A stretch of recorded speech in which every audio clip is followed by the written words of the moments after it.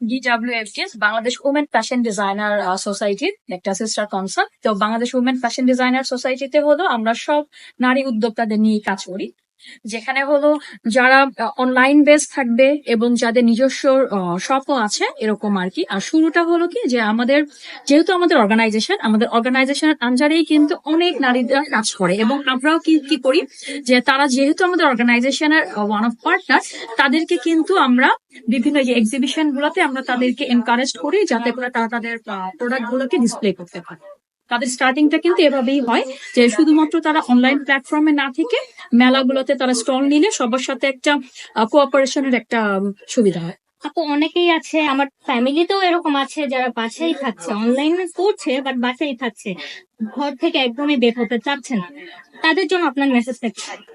আচ্ছা, যারা ঘর থেকে বের হতে একদমই চাচ্ছে না, শুধুমাত্র অনলাইন বেসড আছে, তাদেরকে যেটা বলবো যে যেহেতু আপনারা বিজনেস করছেন, অনলাইন করুন অথবা অফলাইন করুন, বিজনেস যেহেতু করছেন আপনাদের কিন্তু আপনার প্রোডাক্টটাকে প্রচার করতে হবে, আপনার প্রোডাক্টটাকে মানুষের সামনে তুলে ধরতে হবে সবার সামনে যে আপনি যে আসলে এই প্রোডাক্টটাকে সেল করছেন। তো এটা সবচেয়ে বড় একটা প্ল্যাটফর্ম কিন্তু আমরা এখন যেটা চিন্তা করি এক্সিবিশন, মেলা। কারণ মেলাতে আসলে কিন্তু শুধুমাত্র ভ্যারাইটিস কাস্টমার পাচ্ছেন, তারা এসে কিন্তু আপনার প্রোডাক্টটাকে ফিজিক্যালি দেখে পারচেস করতে পারছে, যেটা কিন্তু আপনি অনলাইনে পাচ্ছে না। অনলাইনে তো এখন অনেকে ট্রাস্টেড ইস্যুও চলে আসে যে না, অনলাইনে প্রোডাক্ট হয়তো একটা দিচ্ছে, একটা অর্ডার করছে বাট একটা সেল করছে। বাট এখানে আসলে কি হয়, আপনি যখন মেলাতে চলে আসবেন, ঘর থেকে বের হয়ে যখন কোনো একটা মেলা অথবা কোনো একটা শপ দেওয়ার চেষ্টা করবেন, ফিজিক্যালি কিন্তু আপনাদের যারা বায়াররা আছে তারা কিন্তু একদম অথেন্টিসিটিটা আপনাদের সাথে পেয়ে যাচ্ছে জিনিসটা। তাদেরকে আপনারা কিভাবে বাহিরে আনবেন? আমরা বাহিরে আনার জন্য সেটা হলো যে আমরা একটা বলি যে আমাদের যে অর্গানাইজেশন আছে, আমাদের অর্গানাইজেশনে চলে, কারণ আমরা যেহেতু অনেক অনেক নারী উদ্যোক্তা নিয়ে কাজ করি, আপনারা আমাদের সাথে জয়েন করতে পারেন। আমরা আপনাদেরকে যেটা প্ল্যাটফর্ম সেটা হলো আমরা বিভিন্ন এক্সিবিশনে আপনাদেরকে এনকারেজ করতে পারি। যেমন আমাদের নেক্সট কিন্তু আমাদের একটা পয়লা বৈশাখের একটা এক্সিবিশন হচ্ছে, যেটা কিন্তু শুধুমাত্র নারী উদ্যোক্তাদের নিয়েই হবে এবং যারা দেশীয় কাজ করছে, যাদের খুব বড় পরিসরে কোনো শোরুম নেই, শুধু অনলাইন বেসড আছে, ঘরে বসে আছে, আমরা তাদের জন্যই কিন্তু এই সুযোগটা করছি। যে আমাদের নেক্সট প্রজেক্ট যেটা হলো 14ই এপ্রিল পহেলা বৈশাখে গুলশান শুটিং ক্লাবে থাকছে। আপু, নিজে একজন নারী উদ্যোক্তা, আসলে শুরুর গল্পটা কেমন ছিল আর পথটা আসলে কেমন মসৃণ ছিল? আমার শুরুর গল্পটা, আমি বেসিক্যালি একজন ফ্যাশন ডিজাইনার।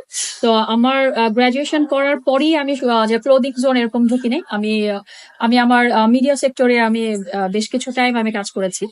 দেন হলো আমি আবার মিডিয়া সেক্টর বলতে লাইক মডেলিং না, মিডিয়া সেক্টর বলতে আমি ম্যাগাজিন কোম্পানির সাব এডিটর ছিলাম। আমি সেখান থেকে দেন যেহেতু আমি ডিজাইনার, আমার ক্লোদিং দিয়ে আমি শুরু করা। আর পথ যেটা স্টার্টিংটা হলো যে আমাদের ওই টাইমে লাইক আমি যখন কাজ করি তখন লাইক 2016-17 সালে, তো ওই টাইমের স্টার্টিংটা কিন্তু খুব বেশি ছিল, কারণ ওখানে অনলাইনটা খুব বেশি প্রমিনেন্ট ছিল না।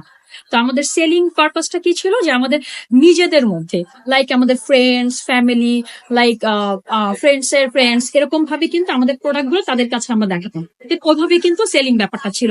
দেন হলো আমরা এক্সিবিশন গুলো কিন্তু বরাবর অনেক আগে থেকেই চলছে, তো এক্সিবিশন গুলোতে পার্টিসিপেট করা হতো, কারণ বিকজ অফ তখন তো অনলাইন এত প্রমিনেন্ট ছিল না। দেন ডে বাই ডে জিনিসগুলো এনকারেজ হয়েছে আমার। দেন হলো আমি মাল্টি ব্র্যান্ডের সাথে জয়েন করেছি, আমার নিজস্ব সলো শোরুম আছে। নারীদের জন্য আসলে সেলফ ডিপেন্ডেন্ট হতে পারে, এর জন্য আসলে তাদের কিভাবে উদ্বুদ্ধ করবে?